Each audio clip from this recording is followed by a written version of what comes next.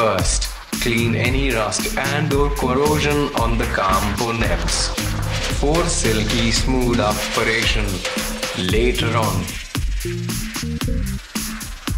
Having a smooth bottom is a good thing.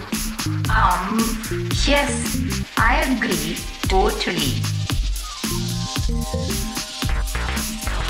Use a flat sharpening stone without a groove in it. Neil, may I make a suggestion?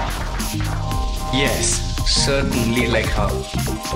Next time you have a TV spot, remember to manicure your nails first. Okay, like my darling. It is imperative that we have a very flat blade on the backside to ensure we get a crisp sharp edge when setting the bevels later on.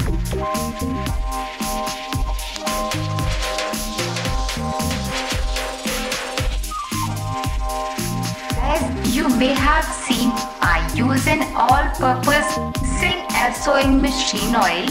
It has a viscousness that is just right.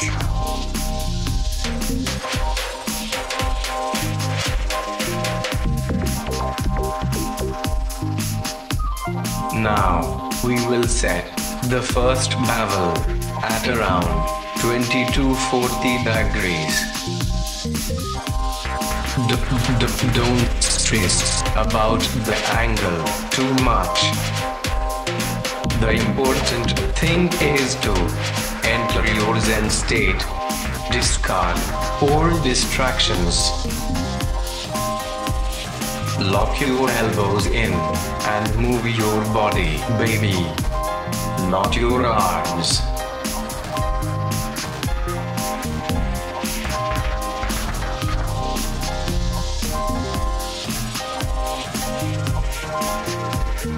This will take a while, as the angle has a larger surface area to grind. Neil, did you color this video? No, he did. I think he meant it to look this way. Okay. Wipe off the oil to scrutinize your progress. Oops, that was a little too much angle. But there is noise in the shadows. He knows, he doesn't care. It's about instruction, darling. Lock your arms in, grasshopper. This is the critical angle for the cut.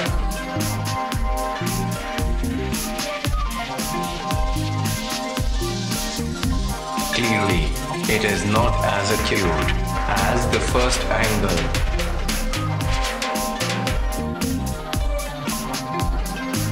We are looking to achieve an edge of around 2 millimeters width or 3/32 of an inch for the lesser used in the world Imperial and US systems.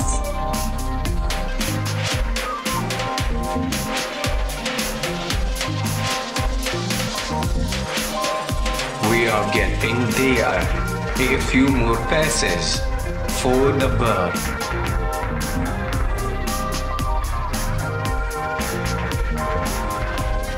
Though you sometimes feel you have a greater purpose in the world.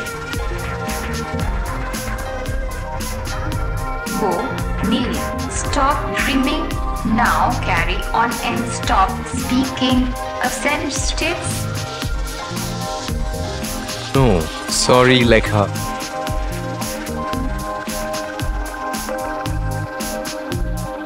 A bit more oil for easier slippage on the grind.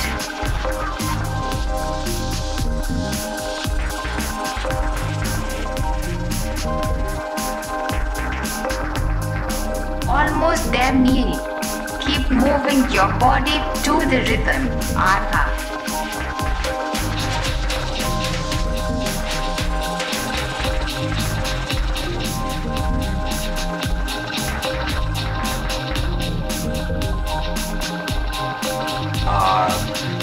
success. We have a full burr across the entire blade. Now, wipe that sucker off.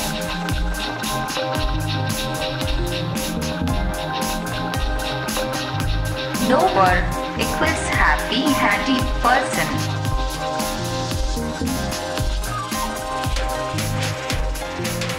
Thumbs up, Zuckers, for the privacy you owe us all.